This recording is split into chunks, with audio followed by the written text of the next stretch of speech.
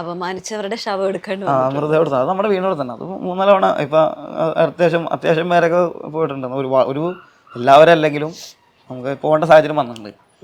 എടുത്തുണ്ട് പിന്നെ തലക്കടിച്ച് വിട്ടിട്ടുണ്ട്, ശരിക്കും അടിച്ചു വിട്ടിട്ടുണ്ട്. തലക്കടി എന്ന് പറഞ്ഞാൽ 2-3 പേര് ഒരുമിച്ച് വന്നപ്പോൾ നമ്മൾ എവിടെയെങ്കിലും ഇരിക്കുമ്പോഴേക്കും തലക്കടി ഇവിടെ നിന്ന് പോകണമെന്ന് പറഞ്ഞാൽ എനിക്ക് അടിക്കണം തലക്ക്. ആ ഗ്രൗണ്ടിൻ്റെ അവിടെ കുറ്റിയുണ്ട് ഞങ്ങളുടെ വീടിൻ്റെ അവിടെ. കുറ്റി എന്ന് പറഞ്ഞു കഴിഞ്ഞാൽ ഈ വാഹനങ്ങൾ കയറാതിരിക്കാൻ ചെറിയ കോൺക്രീറ്റ് കുറ്റികൾ ഇത്രയും പറ്റും. നമ്മളവിടെ വന്ന് എല്ലാവരും ഇരിക്കാറുണ്ട്. നമ്മളെന്തെങ്കിലും വന്നാൽ ഒരു ഒറ്റയ്ക്ക് വരില്ല, രാത്രി ഈ പറഞ്ഞാലും രാത്രി വരാറില്ല. രാത്രി നമ്മൾ എഴുന്നേറ്റ് നടക്കണമെന്ന് കണ്ടു കഴിഞ്ഞാൽ അവർ ആരെങ്കിലും 2 പേരും കൂട്ടിട്ട് അവർ മാറിക്കളയും. പക്ഷെ പകല് നമ്മുടെ അവിടെ എന്തും കാണാം. അതുകൊണ്ട് പിന്നെയാണ് ഈ പകല് സഞ്ചാരം നിർത്തിയത് കുറേ കാലഘട്ടം. ഒരുപാട് സംഭവങ്ങൾ ജീവിതത്തിൽ വെറുതെ തലക്കടിച്ചിട്ട് ആൾക്കാർ അതൊക്കെ ചിലവരെ ഹോബിയാണ് ചിലവർക്ക്. അത് നമുക്ക് അവർക്ക് നമ്മളോട് അർപ്പാ, നമ്മളോട് ഇഷ്ടമല്ലായ്മ. ആ തലക്കടിച്ച് പോയാളുടെ മൃതദേഹം എടുക്കേണ്ടി വന്നിട്ടുണ്ട്. അത് എടുത്തിട്ടുണ്ട്. എന്നിട്ട് എന്ത് പറഞ്ഞു മൃതദേഹത്തോട്? ഞാനെല്ലാം ചോദിച്ചിട്ടുണ്ട്, അല്ലാണ്ട് എന്ത് പറയാ, വേറെ ഒന്നുമില്ല. അത് എൻ്റെ എടുത്തത് അങ്ങനെ പറഞ്ഞ.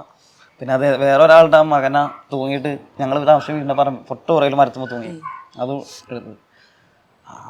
അന്നും അദ്ദേഹം പിന്നെ കാണാറില്ല, പിന്നെ ഒന്നും പറയാറില്ല നേരിട്ട്. പിന്നീട് ഒന്നും പറഞ്ഞില്ലെങ്കിലും കളിയാക്കി. ഇപ്പം ഞാൻ ഇടയ്ക്ക് ആരെയൊക്കെ ഉണ്ട്, ഇവരൊക്കെ ആരെങ്കിലും ഞാൻ പോണതിൻ്റെ വീണതിലേ പോകും, മണിക്കപ്പടിയിലേ പോകും, ആരെയൊക്കെ അവിടെ നിർത്തിയെങ്കിലും നമ്മളെ അതിൽ എന്തെങ്കിലും ഇനി പഴയ പോലെ എന്തെങ്കിലും മാറ്റം ഉണ്ടെന്നൊക്കെ അറിയാൻ വേണ്ടി പോകും. മുഖത്തോട്ടാരും അത്യാവശ്യം പെരുമാറുന്നവരുണ്ട്, അതായത് നമ്മൾ നല്ല രീതിയിൽ പെരുമാറുന്നവരുണ്ട്.